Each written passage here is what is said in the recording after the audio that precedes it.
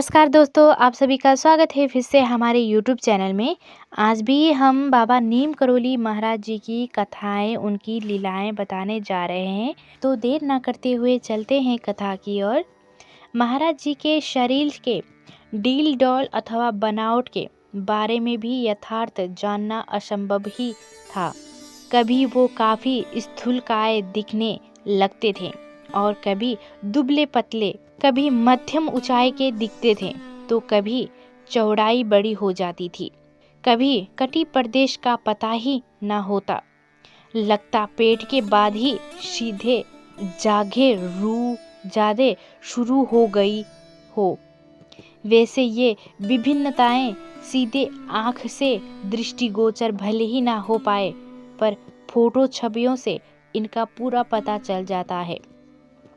प्रत्यक्षदर्शी के अनुसार एक बार दादा मुखर्जी के घर उनके 7 फुट ऊंचे तथा 3.5 फीट के चौड़ दरवाजे से भी नहीं निकल पा रहे थे, जब तक कि उन्हें एक शॉल न ओढ़ा दिया जाए। अपने तख्त में भी वो कभी उसकी 3 चौड़ाई लंबाई में सिकुड़े दिखाई देते थे और कभी पाँव भी बाहर रहते थे। ऐसे ही उनके वजन का भी कोई भरोसा न था। कभी इतने भारी कि उनको अपने कांध या हाथ का सहारा देना भी मुश्किल होता है, और कभी पुष्प रुई के बराबर भार ही हीन यथा होता है। बद्रीनाथ यात्रा में संग में एक 4-5 वर्ष का बालक भी था। जोशी मठ में बाबा तथा बालक के लिए 2 डांडी की गई। डांडी वालों में बहस छिड़ गई कि कौन बालक को उठाएगा और कौन बाबा जी को। आखिर समझौता हुआ कि अदला बदली करते रहेंगे। बाबा जी ने अपना कौतुक प्रारंभ कर दिया था। उनकी डांडी वाले बाबा जी को फटाफट आगे ले चले और बालक की डांडी वाले त्रस्त हो गए बालक के वजन से। आगे चलकर उन्होंने बाबा जी की डांडी संभालनी चाहिए तो उन डांडी वालों ने मना कर दिया।